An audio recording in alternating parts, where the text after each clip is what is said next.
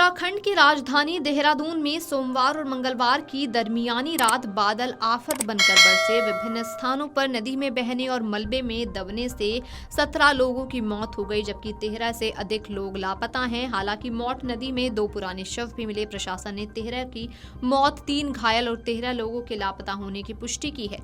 जिले में 11 नदियां उफान पर आने से 13 पुल क्षतिग्रस्त हो गए, जबकि 62 सड़कें क्षतिग्रस्त होने से बंद हो गई। सहस्त्रधारा के पास बादल फटने से तबाही मच गई।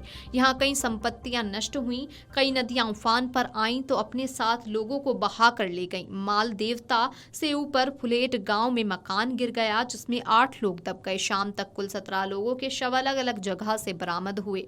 प्रेम नगर नंदा की चौकी के पास पुल टूट गया, जिससे यातायात पूरी तरह बंद हो गया। इसके अलावा कई और छोटे बड़े पुल क्षतिग्रस्त हुए।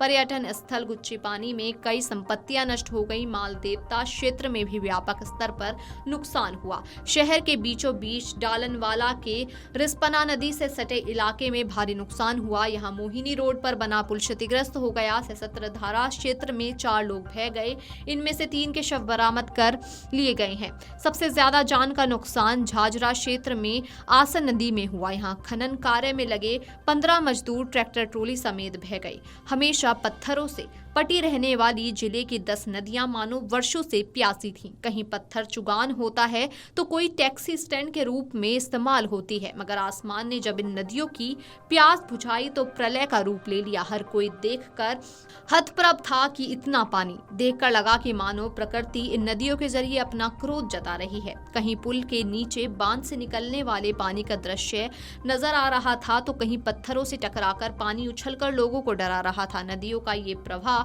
आगे बढ़ता गया और तबाही के निशान छोड़ता चला गया। ऋषिकेश की चंद्रभागा, जाखन और सोंग का मंगलवार को एक अलग रूप दिखा। हमेशा शांत रहने वाले इनके किनारों में आज एक शोर सुनाई दे रहा था। पानी की आवाज दिल में भय पैदा कर रही थी। विकास नगर की आसन नदी में तो पानी मौत बनकर बहा। पहाड़ों पर अतिवृष्टि से तमसा नदी का भी रौद्र रूप दिखा। नदी में मानो जल प्रलय आ गई, जिसने मंदिरों में खूब तबाही मचाई।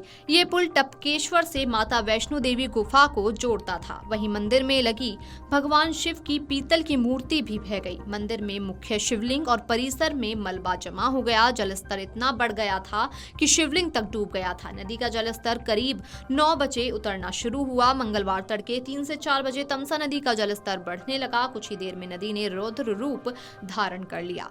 इसके बाद अलर्ट जारी करते हुए मंदिर से सभी को बाहर निकालने की कवायद की गई।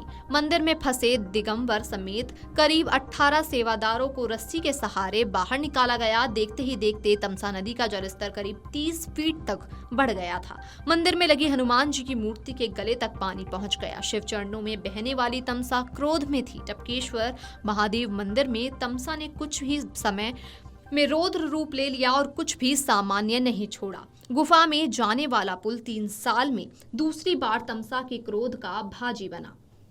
इस बार पूरी तरह इस पुल को तहस नहस कर दिया।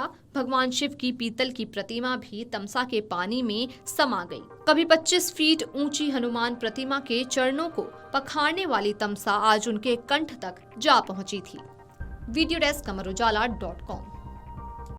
अगर आप ये वीडियो YouTube पर देख रहे हैं तो हमारे चैनल को सब्सक्राइब कर बेल आइकन दबाएं और Facebook पर देख रहे हैं तो हमारे पेज को लाइक करें।